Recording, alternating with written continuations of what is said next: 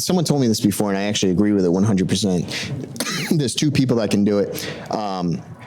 There is Chris Farley and there's John Candy, and they have this power in every single movie they're in. They'll always have this slow part that makes you feel so bad for them that you want to cry in every comedy. And I don't know what it is, but those two in every movie you watch, comedy density, and it's a fat guy thing. Yeah. It's like on top of them being fat, they get themselves to a point where they have nothing. And they like tear up, and you feel like crying for them, and then they make you laugh the rest of the movie. Big teddy bears. Yeah, so there's something about those two guys, and they had it down.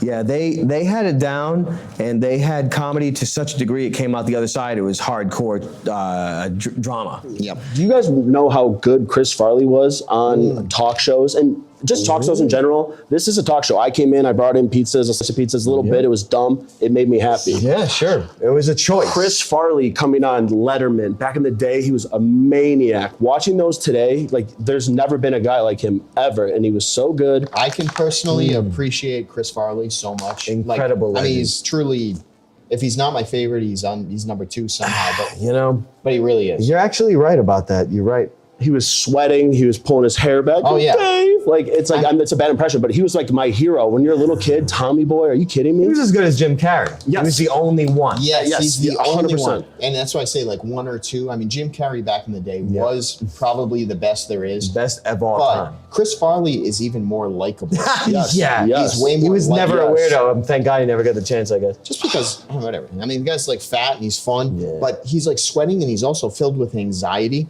So like he's sweating and like what you're saying. I mean, it's constant. His physicality was way, like he could move like this as a fucking really big guy. He was willing. Like he could go over to you fucking and throw you somewhere and fucking tear his clothes off and flip a table over and was he'd willing. throw himself through a wall, but he was a lot bigger than I am. He's willing to have a heart attack even on stage. He was probably willing to say, I might die doing it, but I will do it. Might as well. I'll be dead in a year anyway. But I like, him rolling through the crowd and like grabbing people and Cartwheels. Yeah. His cartwheels are some of the funniest, like all-in-one movement you've ever seen. It's like, dude, he's the best. He was He an had a all-star. I big think bubble butt. I caught sometime him saying like he's just scared to death that someone's gonna realize he's an idiot.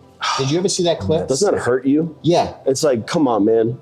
He's like, Yeah, I've seen that. Yeah, you saw that, right? He was so filled with like anxiety and like pressure and stress and like being liked. The whole time he's like, I go crazy, I'm funny. He said the whole time in my head, the only thing I'm worried about is someone's gonna realize I'm just a retard. And I'm not smart. You're Who right. can't relate to that who is actually funny? And after that, I really relate fell to in love that? with him. 'Cause I'm like, he's like all of us. He's actually a real thing. He's freaking good, man. He thinks the things that we think, but we think them longer. Yeah, he was awesome.